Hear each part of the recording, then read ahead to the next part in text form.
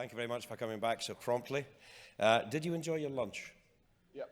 I have to say that what I was looking at there, it looked to me like in the middle of a video game, a spontaneous lynch mob developed and started chasing one of the other characters. Is that what was happening? That is what happened, yes. Oh, I might start playing video Yeah, games. That's much more absolutely, absolutely. absolutely fascinating. Yep. Incredible.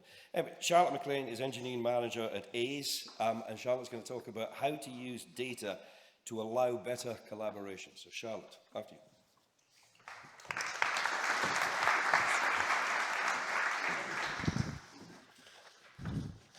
Thanks very much. I haven't got any cool pictures of dragons, I'm afraid. So hopefully the slides won't be too bad. Okay, so I'm going to talk to you about what we do at Aize. So we build digital twin software. We've got a workspace to allow users to collaborate and to actually get practical impact out of their data. So I guess we can't go much further without understanding what is a digital twin. This is my digital twin. A digital twin is a visual representation of a physical object. But on its own, it doesn't really tell you much. So you need a bit more information. So if you link it maybe with my LinkedIn information, then you'll find out I've got 25 years of experience in IT, software development, data consultancy, lots of different domains, mainly data across the domains, which is pretty much data's data. You'll find out I work for Aize. We're about 2 years old. We're part of the ACA group. Our workspace is designed to allow users to collaborate and work smarter. You can connect it with my Facebook, and you'll find out I'm a mum of 3, all teenagers, well, except one, soon to be a stepmom of 3. Went to New York recently without the kids, so my sanity is still remaining. You could connect it with my Apple Watch and realize my heart rate is probably sky high at the moment because the nerves of speaking. But basically, your digital twin is only as good as the data that's in it. You need to expand it, you need to have extra stuff in it to actually make it usable. So in my day job, these are the digital twins that we deal with. Models that, again, you can move around, you can zoom in, you can walk through them, but unless you've got other data in them, they don't really tell you much and they're not really that useful. So what we do is we work with our customers to get all the data into the digital twin.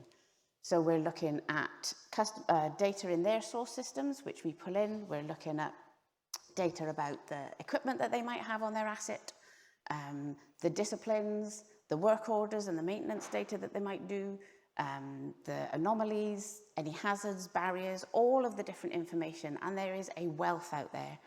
And we pull all that together. But again, just pulling the data in and having it there isn't enough. You actually need to analyze what you've got. You need to work out what's worthwhile and what's not. You need to get the basics right. You need to be able to understand, is the data that I'm getting of any quality? Can you cross-check it with something else? When you pull the data and disparate data sets in together, how can you link them? So if I pull in all the equipment and I'm looking at the 3D model, how can I link that together? Because what I really want to be able to do is click something on the model and get up information about the equipment. Then I might want to click and find out about work orders that are going on, or I might want to know what disciplines are involved, is there any hazards or barriers? It's that bringing it all to life to actually make it worthwhile for people. You can have lots and lots of data, but if it's not linked and it doesn't tell a story, then it's kind of useless, really. One of the big things that we're always keen on, you need to understand who's actually using your product and your data. So for those not in the oil and gas industry, which probably is maybe half the room, this is a picture of a little lifeboat raft, and these are work order data. So what we've done here is we've linked together the 3D model, we've linked together the equipment data, we've linked together work orders, and understanding which disciplines are going on. So what this allows people to do, we're a cloud-based SaaS product, so you only need a browser. It allows all of the users of our product then, wherever they are, to look at the same thing, to understand what, so this is work orders are when you need to go and maintain a product, a piece of equipment, sorry. So this is where all the users can get together in that team. They can see what information is there. They can see what work orders have been done before. They can see some information about what they need about the item itself. all of that sort of stuff to allow you to actually collaborate properly. And because we've quality checked it and we've cross-checked it when the data's come in, we've kind of built up a level of quality. We provide gap analyses to our customers when we bring their data in and build the workspace. We send that back to them. That allows them to understand maybe where there's data missing in their source systems that they're sending over to us. So maybe their equipment isn't classified properly, or maybe some of the disciplines are missing in the data that they've sent. That's key, because when users use a product, your product, if the data in it isn't any good, the users won't think that it's the data that's wrong. They'll think it's your product that's rubbish. So you need to be able to show how the data that's in your product is of good quality, has good lineage, but actually that you also understand what's missing, and then you can iterate around and you can improve that data as well. Putting your users at the heart of the problems that you're trying to solve is also key. You need people to use your product. You need people to be able to get benefit out of your product. Otherwise, you could have the best product in the world, but if nobody uses it, it just goes on the shelf. Just another example as well of some bits in our product where we link together some models and the P&IDs, process and instrument diagrams, and the data. Context is key. So you really need to be thinking about, or we think about, not only how the users are going to use it, but what sort of context that they might be trying to use this data in. So when they're trying to work with the information and work with the workspace, what are the different data sets that they might want to see together? And how can we then build that into something that becomes more usable and then allows people to collaborate more? It's really basic things, but it's amazing how the basic stuff actually is what people really need. We've got some really cool stuff in our product, but one of the big things that always gets a real thumbs up from customers is how they can, in the workspace, go in, look at a 3D model, and then link through to documents from their source system and link through to P&IDs and actually have them all appearing up in the same window without having to open several different windows, or maybe even go and get a document from somebody down the corridor. Again, understanding the data and understanding how you can leverage the benefit for the users is really, really crucial. And then the last thing that really is important is building trust in your data. So there's two little videos. I'll set them both going. They take a little time to flux, but this is photogrammetry data that we've been given by our customers, and also the 3D models. And what you'll notice in the top video, the junction boxes are actually a different way round in the model than they are in real life. And again, in this bottom one here, there's junction boxes here in the photogrammetry that then was in a different place in the model. You'll see the difference. They're only slight differences, but again, it's understanding how you build trust in what you've got. You can't just rely on one data set or one view of a data if you've got lots of different source systems and lots of disparate data sets that would normally make up your world of work. You need to cross-check them and quality check them, build trust in them, be transparent of what you've got, and that way then users will start to be able to really trust what they see in your product and actually make decisions based on that data, being comfortable that the decision that they're making is the right one. A bit like Colin was saying with the models, you need to be able to explain what it is. If you're making decisions based on a product, you need to be able to explain, you understand how it got to that point and why you're making the decision that you're making. Certainly in the oil and gas industry and other heavy asset industries, getting your decisions wrong can be quite costly. So that's really all I was going to be telling you. So my 3 takeaways, I guess, for us, it's really about understanding what your users want, what their needs are, how can you use the data best for them. You can have lots of fancy widgets and lots of cool things, but actually if somebody doesn't use your product, it can be the fanciest product in the world, but it's still not being used.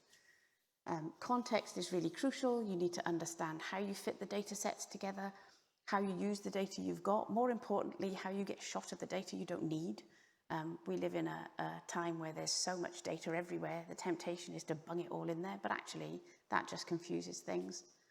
And then building trust with your customers and your users, that's the top priority. People need to know that they can trust what you're telling them, that your product is giving them database decisions based on quality data, based on on analysed data and things that they can actually trust to make the right decisions.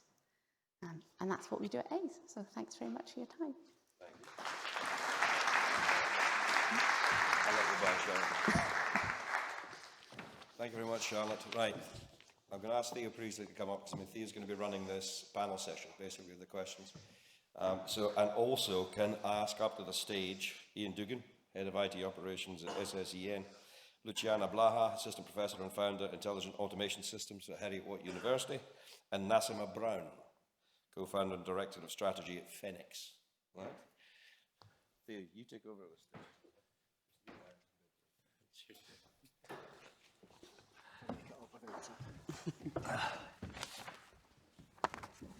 Thanks, everybody. And on this panel here, we're actually going to be tackling the hot topic of artificial intelligence and large language models. And you can't really move for the news at the moment between people talking about OpenAI, what's been happening with Midjourney and between the artists, how AI is going to take over the world and we're all going to be out of jobs. And it's very hard to kind of sort of sift through the hype versus the reality. And it's quite sobering to hear some kind of sort of real use cases coming up. And hopefully we can explore that in a little bit more detail during this panel with all our other guests as well. So we've heard from Colin already and from Charlotte. So I would just like Iain, Nassima, Luciana to introduce themselves one by one because we haven't heard from them before. So Iain. Hi, everybody. I'm Iain Dougan. I'm the Head of IT Operations for SSEN Transmission. So we're responsible for building and maintaining the high voltage network in Scotland. We've got about £10 billion of pylons to put up in the next 8 or 9 years so that all of the offshore wind in Scotland actually has somewhere to connect to. So, thank you. Luciana. Hi everyone, I am Luciana Blaha. I am an assistant professor in Heriot-Watt University. That's the sort of American term for lecturer, similar to that. So I've set up a lab with a couple of colleagues across the business school, but also a facility which we have, which you might not be aware of, which is the National Robotarium and the School of Computing Science. So what we're working on in terms of research is basically bridging these gaps between the business needs, client management, negotiating contracts and procurement, and then the capabilities that we can have in terms of programming, developing algorithms, and even designing robotics and things like that. I'm also a co-founder of Vine Analytics, so that is an audit organization that deals with technology readiness levels.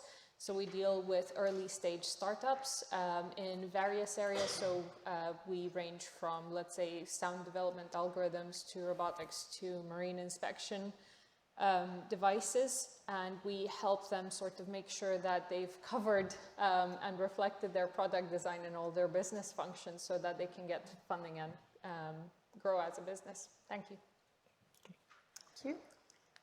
Nassima Brown. I am a co-founder and strategy director at FENNEX.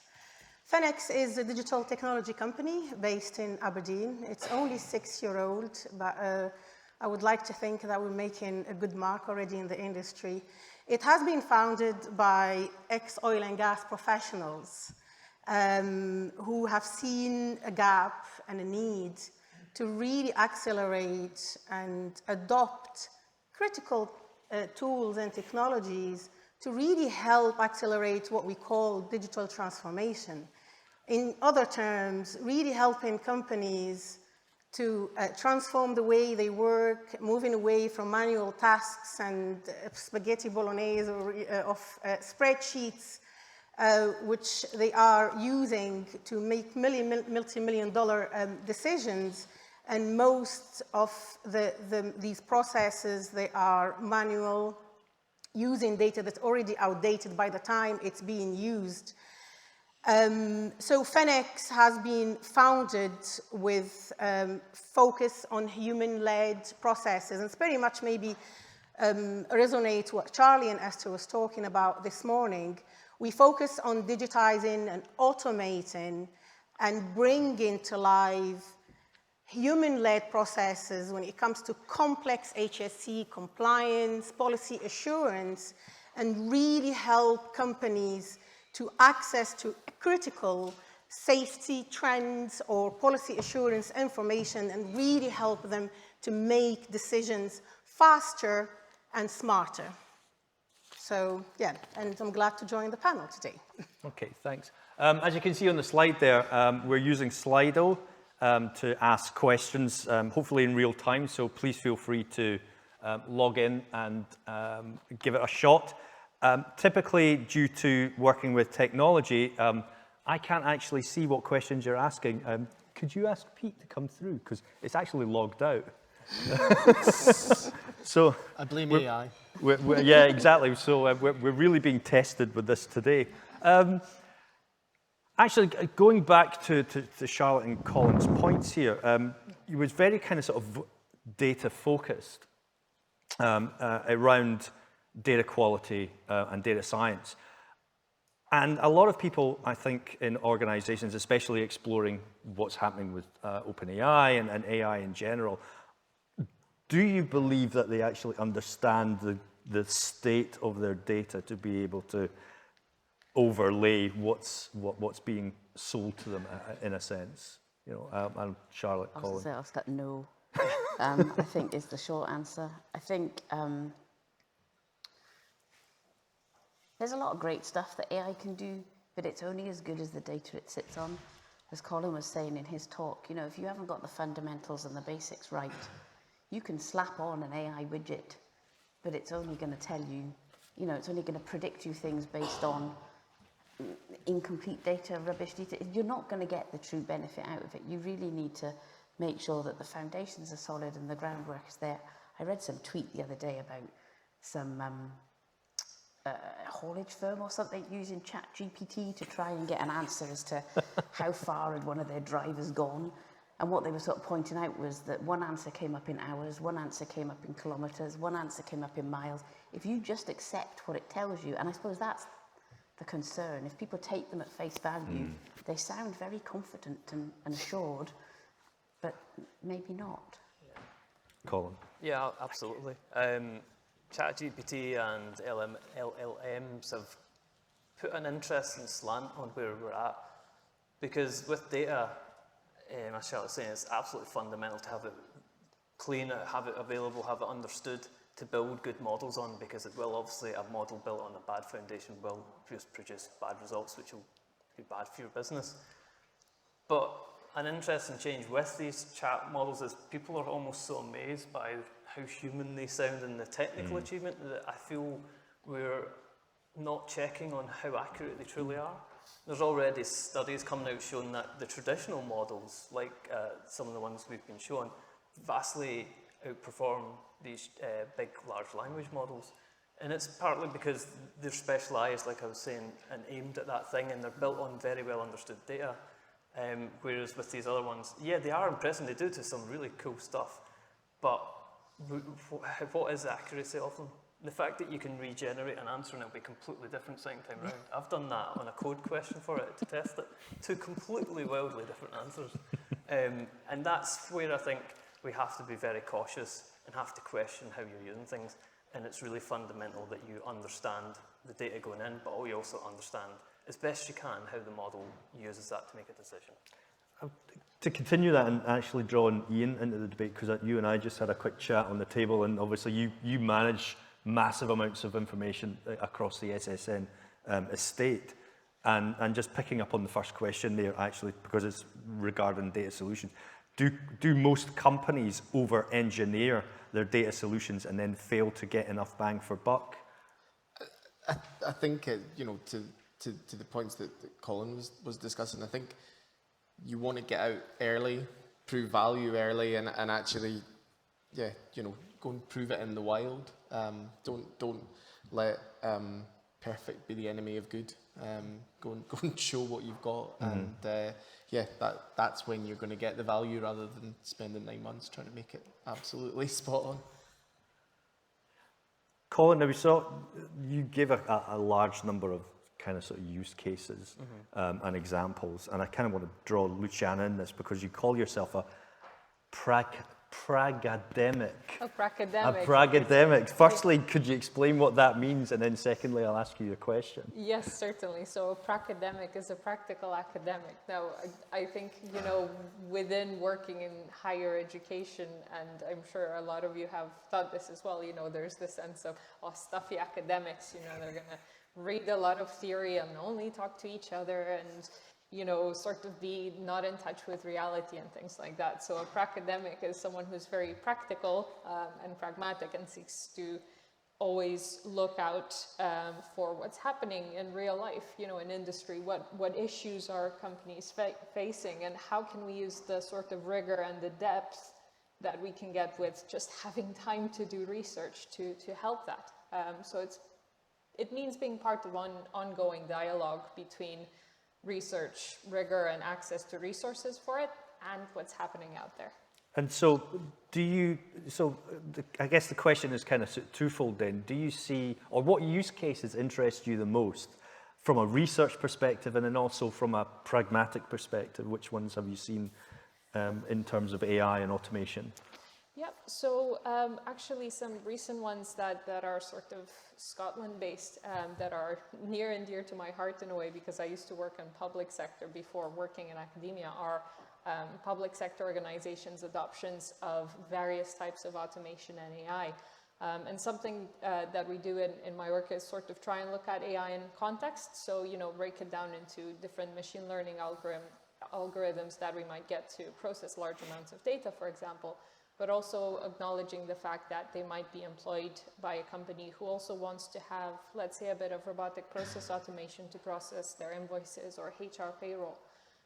So how public sector organizations do that while also having to justify spending public money and working within a given timeline is fascinating to me, because there are all these different pressures working together. Does that answer your question? Yeah.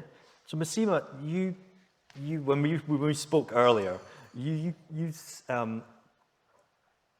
imparted that you were one, or your organization was one of the first to take advantage of OpenAI's API and actually integrate that into, you know, your environment, not only your software but also your working environment. And would you be able to sort of explain how that came about, but two, obviously, you know, how organizations can use what you've done as an example of integrating it not only safely into their software, but also integrating AI and automation tools within the workflow of the business itself? Yeah, certainly. I think, like a lot of the businesses and people around the world, the OpenAI and the ChatGPT has definitely came as a fast-speed train up on us, and you know, we are an innovation-driven company, and we really want to go and leverage and understand and harness all these new technologies and understand how they can deliver value to us and the way we operate. So we've been exploring for the last, since it became available, and we are now actually approved ChatGPT and OpenAI, a company from the Microsoft, and we've taken that on board, first of all, internally, to see how we can go and use these applications to enhance and help the team to become more efficient in the way, they first of all to get the data, understand all our activity tracker, just really enhance and augment the way they work. But the other thing that we are been trialing with is the Microsoft Copilot, which is again quite new, and that has been taken on board very quickly by the team, who are hungry for exploring how technology can advance them and make them better. I think only in few weeks, 20% efficiencies have been driven by integrating these tools. In a way, of course, it's not replacing what we do as a business. It's not replacing what we are delivering as a service. It is augmenting it, and it is accelerating it in a way that we could have never imagined if you asked me that question back in December, for example, just last year. So yeah, we are scratching the surface. I think I would be fooled to tell you, how that would look like between now, even just the end of the year. But that, that wagon of the artificial intelligence and the advancement of that technology is significant, is impressive. And a lot of companies like us who really would like to be on the forefront of that and understand how to harness it and how to extract value for ourselves and for our customers. I'll actually throw this one out, actually, and just keeping on this track here is to everyone in the panel then, if you've got users in your organization who are, I guess, playing around with it, and it kind of sort of feeds into another question here around how do you tackle essentially the risk to company data. So you have users who are putting information in to try and explore, obviously make themselves a bit more productive. How do you in an organization, how do you tackle users going in, doing this, ensuring that company data isn't being given away to ChatGPT, and I guess temper the enthusiasm, but doing it in a way that's actually more constructive for the person or for the group as a whole, because you don't want to feel like you're being left behind, but at the same time you want to make sure that everything has been done safe and securely. Yeah. We've probably gone down the absolute classic FTSE 30 company of, we've put a policy statement out, so here's some comms, isn't this interesting, going to be careful with how you use it, and essentially it's relying upon things that people already do really badly, like data classification. It's like, well, make sure that you don't put any internal confidential or highly confidential data into ChatGPT. You're like, okay, but actually, how many of our users are actually classifying documents or emails anyway? So you're kind of, there's a sort of false hope on that control. I think the Microsoft and Copilot is, I think that's where people can be, feels a little bit more comfortable because it's been done in a trusted way. Bluntly, you're going to pay a lot more for it. We've not quite seen how this is going to be licensed. But if it is giving people access to that kind of personal productivity and automation in their roles, then that can be positive. I guess we're all sort of hearing the horror stories of the Samsung engineers who uploaded their whole source code into ChatGPT, and once it's there, there's no way to get it out. So I think these cautionary tales are quite helpful as well, just to be, We had a similar thing, so we've actually had a bit of we have a weekly online Aize time, it's called, but where we all get together remotely, and one of the bits in there was, please don't start putting stuff like your code into ChatGPT for the obvious reasons. We've had a few folk use it internally to summarize a lot of performance reviews. That was quite interesting in the way that ChatGPT kind of summarized some stuff. And again, back to context, things can get summarized but then taken out of context, and then the meaning shifts slightly. But one of the things we are looking at doing Aize GPT, does everybody just put their company name in front of it? I think they do. But with a bit like Nassima was saying, trying to use it so that users can then use our product in different ways. So it will still we'll still have all the data that we've got with all the quality and assurance purposes, but actually rather than somebody clicking around, somebody could turn around and say, can you show me all the work orders for Deck 4 from last week? So actually start to be able to converse with our product maybe in a more natural, humanistic style, I suppose. If I can, sorry, go ahead. Yeah, if I can just pick up on that trend, I was having an interesting discussion with an industry partner recently, and we were talking about some findings about GPT-4, that it's actually a lot more effective if you plug it in with other tools and if you allow it to use certain things. So you type in, you can use my email or calendar, let's say, and it'll be more effective. But there are also connectors between different language models. So you have GPT-4, but then you can connect it to LangChain and things like that. So we were talking about, okay, if we take the security risks and data complexity aside, what are we trying to achieve here? So we're trying to get people to play a little bit and see how they could use this potentially in their personal life as well, to have an augmented Siri or Google Assistant. So maybe we can create a scenario where they have a sandbox to play. So just, this is your 2 hours. We're not going to force you to use this at your work, but what we're going to do is give you a sort of play scenario that you have to set up networking date, let's say with a business partner, or you have an appointment, or you want to solve this particular query. That's not our company data, but you can input all the data you want and see what it gives you. And people can come up with ideas, take notes, and give you feedback and new ideas out of that as well. And it's also a bit less boring than kind of potentially referring it to their day-to-day work. I just add as well that I think it's a real concern as a data scientist. I'm slightly fearful of what these models are actually doing. And sometimes, and I'm impressed I have used them, but I have also used them in the just using them in a safe way, as in asking very generic things. So what does this statistic mean? Or write me code to do this very generic thing, draw a graph. I think that's where the safety, the risks of giving away secret or IP is very high, and you have to be very, very cautious until we truly understand. The other thing I'm cautious about until I fully understand it with things like this is when it produces an answer or code, is that covered? Is that an open license? Can I use that in a commercial context? So many websites, even tutorial websites, have a license, which means you can't actually use the code, really. So that's the things that I've learned over years. I've been caught out accidentally publishing something that had a bad license, license that I didn't like, and learning that that's a pitfall, and that's where I think people, these tools are very good and can really help improve things. But another example as well was I got to produce some code, and the code was really poor practice. It was lots, I won't even go into it, but it was just poor practice for the language. And I and any experienced person spot that, but I worry about people using it as learning.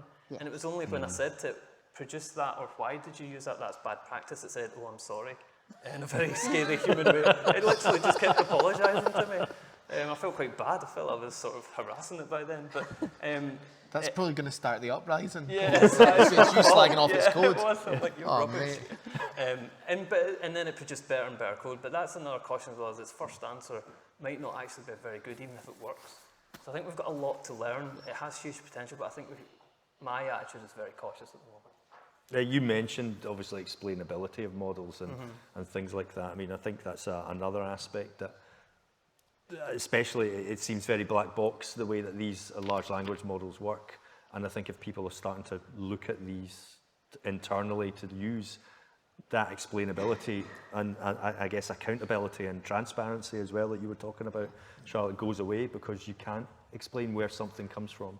I think we've always, I guess it depends ideologically where you're at, but I would argue that regulators have taken a relatively laissez-faire attitude to technology companies, and look where that's got us. And you've now got the digital bill coming through, and you're really trying to shut the stable door after the horse has bolted with social media.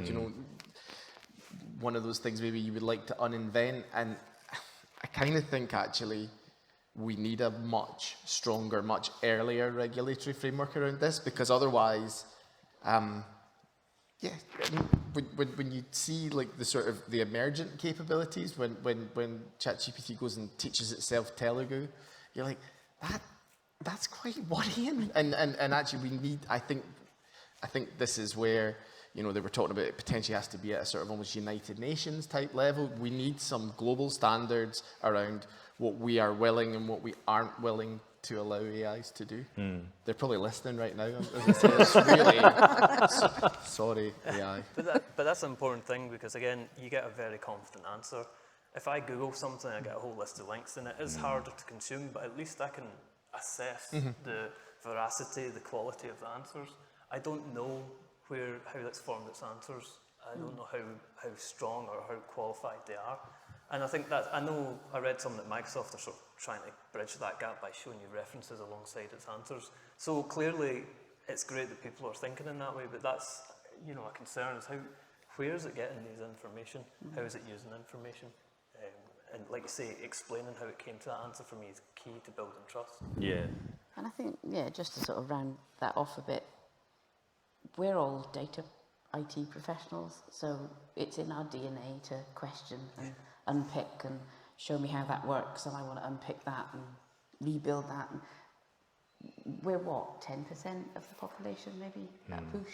You know, you do then have folk that are using it to help with their day-to-days, and it just, as I would with any other type of industry, I'll just take what I'm given. If I go on YouTube and try and find a way of unblocking my washing machine, the first video that comes up, you know, I'll have it undone, and because that's what I think I'm being told to do.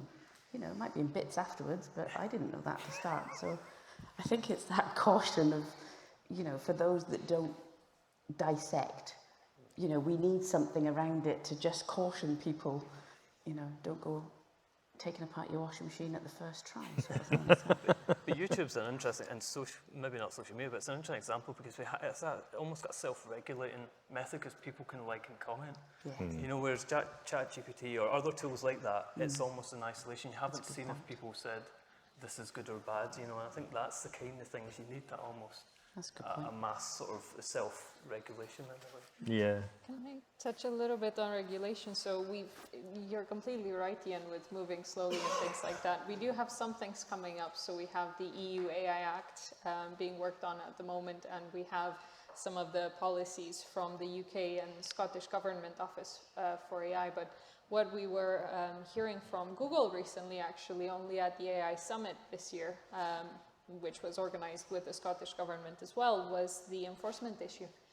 So the difference in between the ability to enforce practices of large companies such as Google, Facebook, Microsoft, things like that, but the vast amount of SMEs, and as we know in the UK economy, over 90% of organizations are actually SMEs and tech companies that get perhaps later purchased by Google, Microsoft, etc. But, you know, Palantir, there were some issues between Palantir and the NHS, for example. We're an unregulated small company. So yeah, where do we put enforcement and things like that? And in terms of standards, we have around maybe 2 to 3 standards related to AI. There's an AI Standards Hub website. You can check them, and they offer ISO certification, so they're with the British Standards Institute. But yeah, that's, you know, they still have the button of help us develop this standard on the website. So I think that's, get involved. that helps confirm your point somewhat. And I think it's that, you know, this is potentially hugely disruptive to the sort of very fabric of society. Like, you know, as I said, you know, when BT said that they're making 55,000 people redundant because of AI, I was saying to Theo earlier, I suspect they're making 55,000 people redundant because they bought EE, and you've crashed 2 companies together, and saying it's AI is a, you know, it's a sexy headline. But if we're genuinely talking about automating, you know, the first rung of jobs in our economy, what next? And who's asked for it? Like, you know, like self-checkouts at Tesco and Marks and Spencer's, right? It's great because they get the efficiency, they get the cost benefit. But it's a pain in the arse.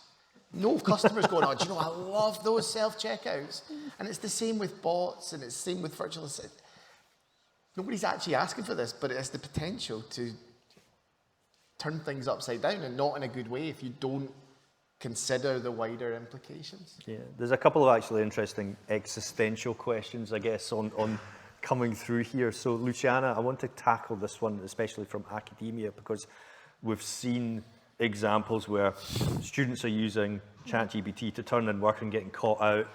The lecturers are using ChatGPT to, you know, give out questions and obviously use it to assess work as well and getting caught out. So from an academia and also just generally in education, do you think it's going to, I guess, disrupt education in a positive and negative way, or which way do you see it swinging? Yeah, it's a good question, and I think it's important to separate education a little bit into the sort of stages of education that we have and how our brain development kind of goes with that. So in a sense, we're quite privileged in university that we're at the stage where we work on critical thinking, for example, and educating that data literacy is a bit easier because we're like, okay, what's your source? You know, how many sources do you have? How do you know that's true, and we can start to get people to check, you know, for misinformation. There are courses on data literacy and misinformation. So when ChatGPT comes to us personally in our university, the reaction was, okay, we're not going to be able to avoid this. Let's embrace it. Let's send people out there, play with ChatGPT, see what mistakes it makes, come back to us, and let's decode that. Let's create your critical thinking. Let's unlock your creativity of how you can actually use this. And then when you have a job interview, you know, with a company like FENNEX, you can start and have a conversation with them about how you can make things more efficient. But we have to sort of accept what's happening and to work with it. The flip side to that, indeed, as you're saying, is that in our own processes, we have to account for these things. So, for example, there's a long waiting line for academia in the UK as an industry for Turnitin to update their algorithms. So we have, you know, the procurement issue comes up again. So we have very large amounts of money invested in these tools that develop at a much slower pace than these technologies. So in that sense, it is affecting us a little bit in that we have to use, let's say, you know, cognition skills and communication to address it, and we don't have the sort of infrastructure, so to speak, or the software to actually deal with that. So I guess we're in a development stage as well. In earlier education, it's a more complex question because, you know, we have less control. We have potentially children, teenagers. We need to make sure that we tackle that with them. And there are some interesting initiatives in Scotland. So we have education, for example, for children, for pupils in schools that are being done together with the Scottish AI Alliance and the Children's Parliament in teaching children very early on to start questioning what they're watching, even on YouTube, to start sort of being a bit aware of when to ask for help. And things like that. But yeah, that's where we are. It's ongoing work. So just looking at the question, it also asks for consequences on unemployment and world population, which is a big one. Consequences on unemployment. We have a job shift at the moment that we are talking about. Prompt engineer is going to be a very popular job description, especially for young people. Where do our young people gain experience? I think we have some systemic issues that AI is augmenting. So we have system vulnerabilities, if you will. We need to do some risk management in that the quality of work experience we all know about that students have, for example, before they head into the labor market is that they have some high-level knowledge, but they don't have the practical experience of conducting an analysis and things like that. So I think from a higher education perspective, it's our responsibility as well, and we are working on it to try and create higher quality work experience opportunities. So short plug in here, help us out, get in touch with higher education institutes and partner up to tackle your talent pipeline earlier on. Yeah, and that kind of breaks down for world population. We're hoping that, you know, we're going to see more practices like this emerge throughout. Yeah. Nassima, you mentioned actually. I was just nodding my head and I thought, well, I think Luciana said it right. Embracing the change rather than being scared of it, I think is the right way to go about these new technologies and the fast pace that these technologies advancing. You know, we work with companies to help them improve, for example, the safety performance. We are helping companies to help them become more efficient and reduce their costs, or perhaps deliver projects, you know, on budget or even below budget and reduce the overspending. And quite frankly, you know, the value of these technologies, if they are embraced and harnessed in a way to deliver value, if the artificial intelligence have been used and embedded in the way in our digital solution for the last 2-3 years, of course it's different levels and we are learning to enhance it and make it better and faster and more powerful. But I just give an example to the audience here today. You know, the application of these technologies is vast. we have developed, for example, a solution that was game-changing for the industry, for the offshore drilling contractors, whereby a very basic, process been existing for the last 2-3 decades, the ability for workers around the globe who are working in different platforms, different geographical areas, and different markets to be able to report safety and risks in a way that the leadership will have access and understand exactly how to mitigate these risks faster and better. So using this technology to really bring data to the decision makers and help them to mitigate these risks and help the workers to be in a safer environment is tremendous. And that was before the ChatGPT and all these great, scary sometimes, generative artificial intelligence tools. But within a year and a half, the organization have reduced the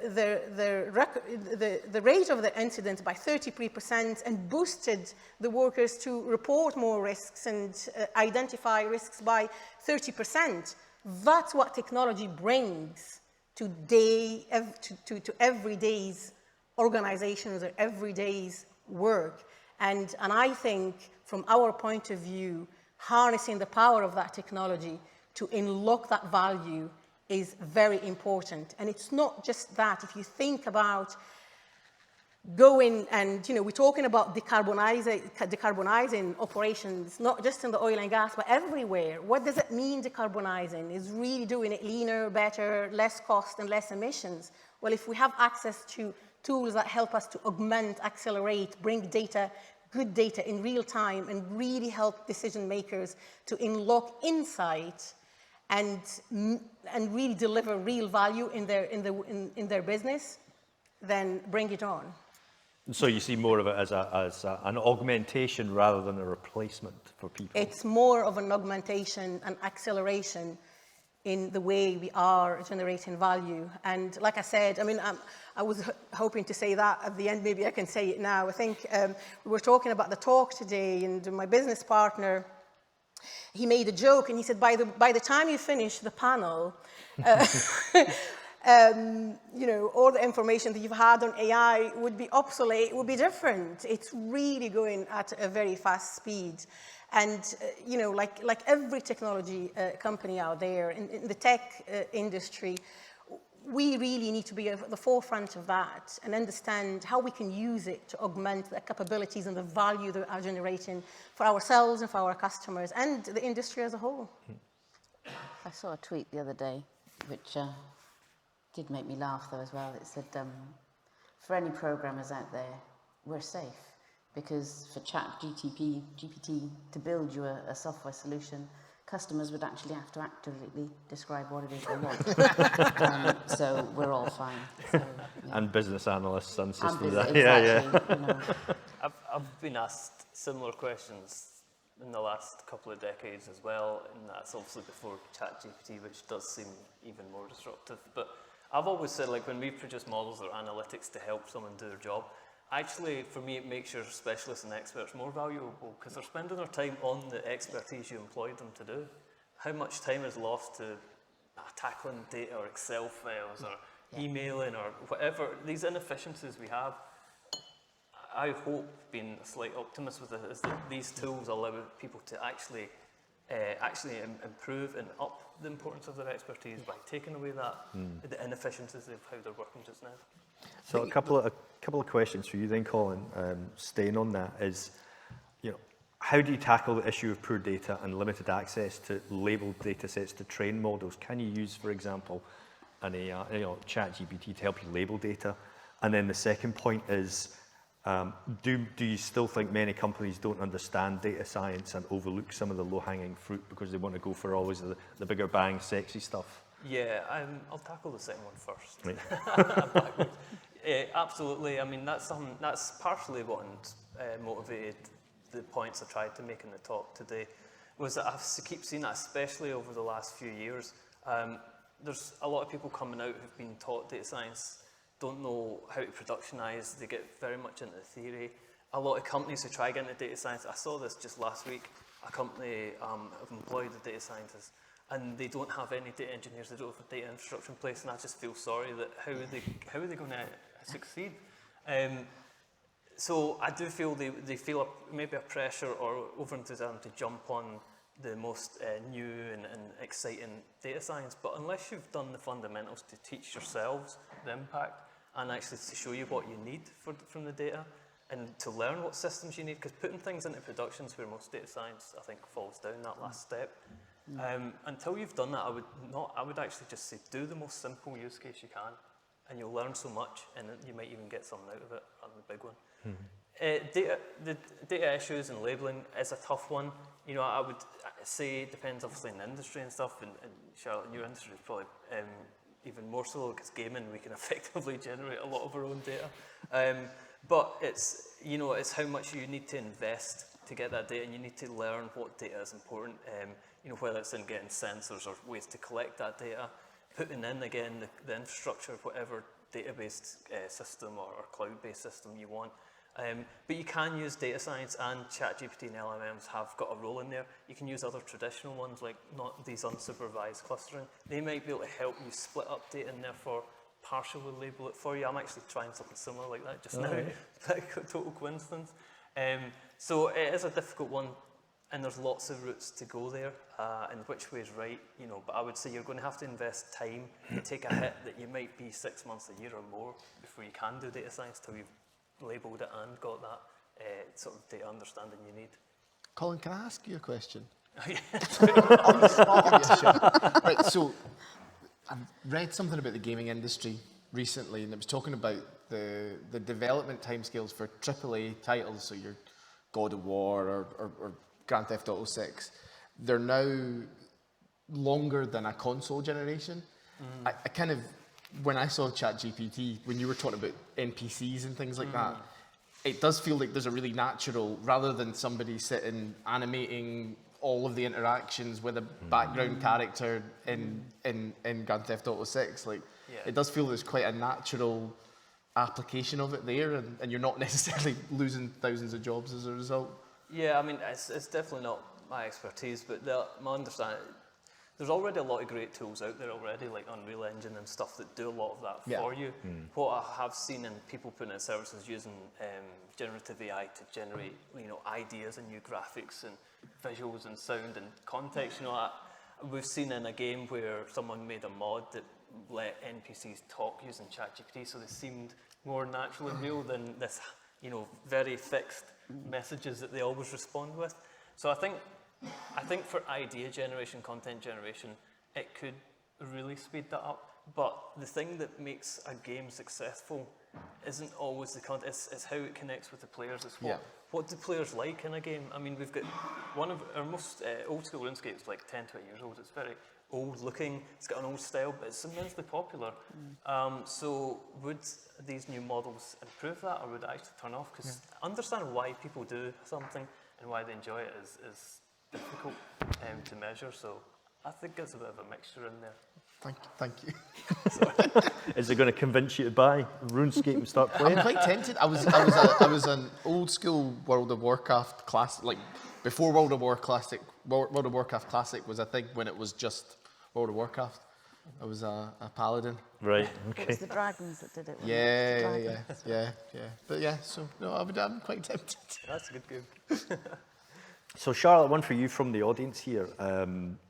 What level of automation can you get in linking point cloud scan data to digitized documentation? Oh, I'd like to know this as well, please. So we've done a bit of, we've got a bit of point cloud work going on. We've started to look at it in terms of filling in the gaps in some of the 3D models. Right. So the way we link our, at the moment what we do is we try and link our data sets, like I said. So we'll take our 3D model and then we try and link that with the nodes on the model to the item information that we've got.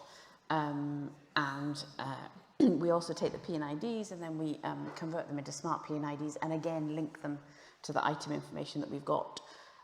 You can see where I'm going with this. So the quality of the data, it's the quality of your data, again, that means whether you could link it. I mean, technically, yes, if we've got a model, if we've got some point cloud data that then maybe fills in the gap of that model, and our items data and our P&IDs are quality enough that we can link the tags on there, then you can start to see the tags of the missing bit of the model, and you would be able to link those together. But yeah, I hate to drag it back to the same comment yet again, but it really does depend on how good it is. So, yeah. I've actually got a really good one from the audience here, which is with the rapid change in AI and ML, and like Nassima was saying, you know, by the time we get off the stage, it's probably going to change again. You know, how do you keep the C-suite informed and to be able to make sensible business decisions without relying on consultants? So we had this is probably your worst nightmare, but our CEO and CFO were on a sort of fact-finding mission with Microsoft in Seattle when Copilot got announced. So they sort of got it from the horse's mouth. So yeah, I don't send your CEO and CFO to Seattle. I would suggest. Did they come back with like more contracts for Microsoft stuff? Yeah, well, they got properly ambushed over. Right, I bet. Look, would you like to pay up front for 5 years of Azure usage? Not really. And certainly not while I'm eating this sandwich over lunch. So yeah, sorry. Yeah, but any other panel member would like to take this one up? I think me coming from the corporate, moving into a startup scale-up environment, I think the companies, big or small or medium, will, you know, understand by now that being agile is the way to do business. Being informed, but not just informed, is being able to really move very fast rather than ponder and you know, do the usual corporate C-suite way of doing business. And I think that you know, the leaders from the top right to the bottom, communication, talking about these technologies, talking about the capabilities that are out there, you know, fostering that innovation conversation and really going and exploring exactly how people can, again, use the word augment, because it is about enhancing and augmenting and doing better, freeing time so you can focus perhaps on high impact activities. The technologies that are being pushed out there the last 6 months are absolutely incredible. And I think there is a phrase that is not coined by myself, but I'd like to use it, is AI will not replace jobs, but the people who will master it will. Yeah. Okay. I think, I mean, Colin mentioned, so there's a role that I think of as a data translator, and Colin mentioned it in his slides at the end as well. I think what we need, the way people work is going to change. I think what I notice, being considerably older than a lot of my colleagues, because I work in a small startup,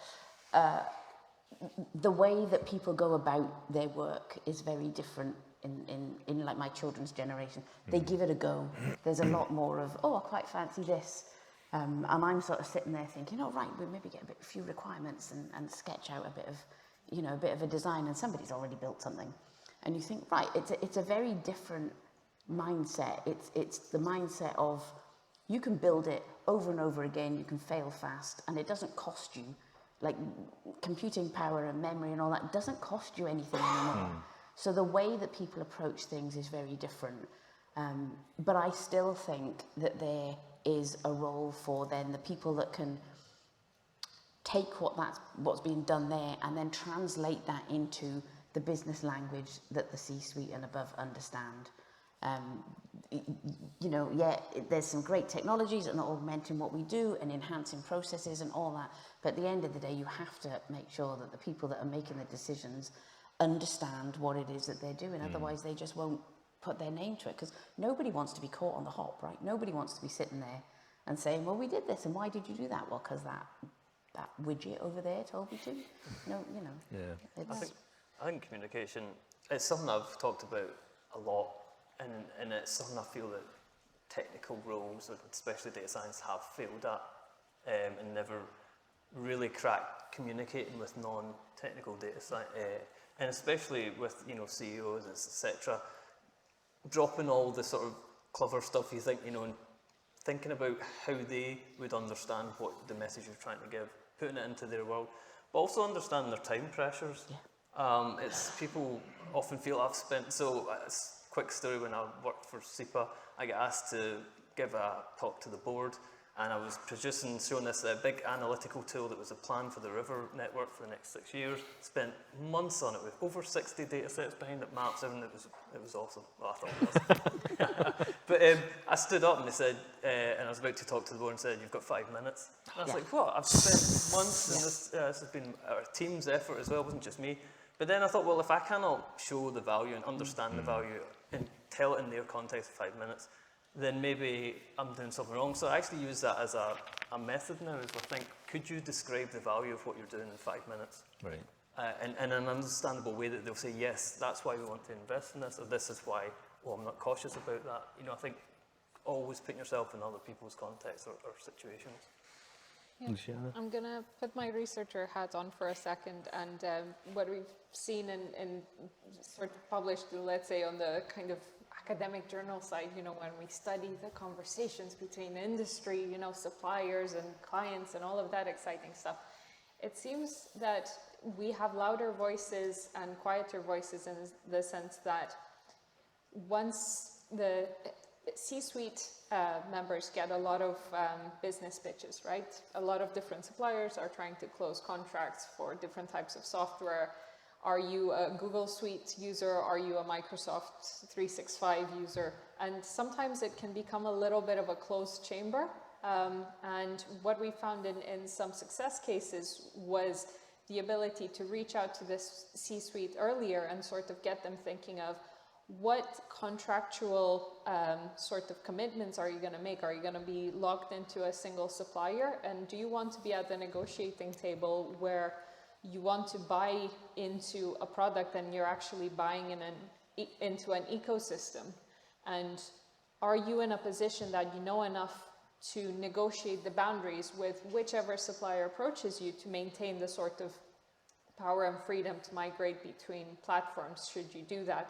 And I think having that as a baseline seems to be important, and not all C-suite members seem to just be approached to do that in a way. So we're out of time.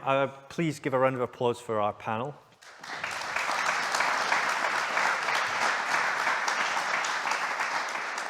Thank you very much. Mark?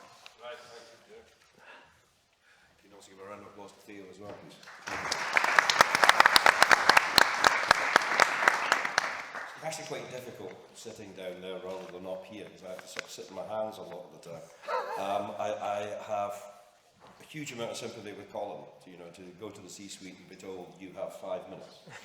I've had that experience, but I mean, when you think about it, you could be talking about the health of an ecosystem that covers 40 miles of Scotland, tens of thousands of people. There could be millions of pounds worth of implications. And if they cock it up, and you then turn around to them and say, well, how long did you take considering this? Well, we gave the guy 5 minutes. It doesn't sound too smart either, does it? No, true. And Luciana, when you were saying you give your team permission to sort of go out and play with ChatGPT and things like that, the bloody thing learns from mistakes. Surely the sensible thing to do would be to starve it of mistakes and not play with it at all. I'm sure somebody will play with it in that. And, and finally, just one last point. There is a tendency to sort of reference in a jocular manner Skynet. I know that at this stage, at 3:42 in the morning, it became self-aware and realised that humans were threatening it. Last conference we had, there was Laura Gilbert, Chief Analyst and Director of Data Scientists for number 10 Downing Street. And I was in conversation with her afterwards, and she basically said, yeah, we've done some numbers on this, etc., and we reckon there's a 10% chance of an extinction level event. Ladies and gentlemen, would you get into a plane that had a 1 in 10 chance of crashing from the sky? Of course you bloody wouldn't. I know we're joking about it, but the question is, should we be joking about this? It's an interesting topic, and I found this afternoon fascinating. Thank you very much again for this. I'd just like to thank all our speakers, our conference partners, exhibitors and sponsors today. Many of you are wearing badges. By all means, take them home. I've got a big bowl of them at home. But they will recycle them if you just leave them at the registration desk. There's a drinks reception next door in the exhibition area. Stay on and join it if you can. The prize draw that Ray was talking about this morning will take place promptly at 3:45, so that's in about 40 minutes. You must be there to win. As he always says, it's brutal, and it is. There's a conference survey, now there's a conference survey, ladies and gentlemen, but this one they actually use. You know, it's important to them. If you've got any comments at all, good, bad or indifferent, etc., it helps to build a better conference the next time round. So please take the time to complete it, and this will be sent by email post-event. And get involved. There's an opportunity in the survey to put yourself or your organisation forward to present at future events. Even the person sitting next to you, your work colleague who's been annoying you all week, this is a perfect chance to land them right in it. Suggest that they would make a very good speaker at the next event. If nothing else, it will produce days of work for them and possibly weeks of sleepless nights. So it won't have been a wasted effort on your part. The next two events coming up for Digit are Cloud First on the 15th of June, Dynamic Earth in Edinburgh, and Scotscure West, that's on the 14th of September at the TIC in Glasgow. And you can find details how to book on the Digit website, www.digit.fyi. For myself, Mark, Stephen, thank you very much for your patience and attendance. I hope you found it useful. Have a safe journey home. Thank you.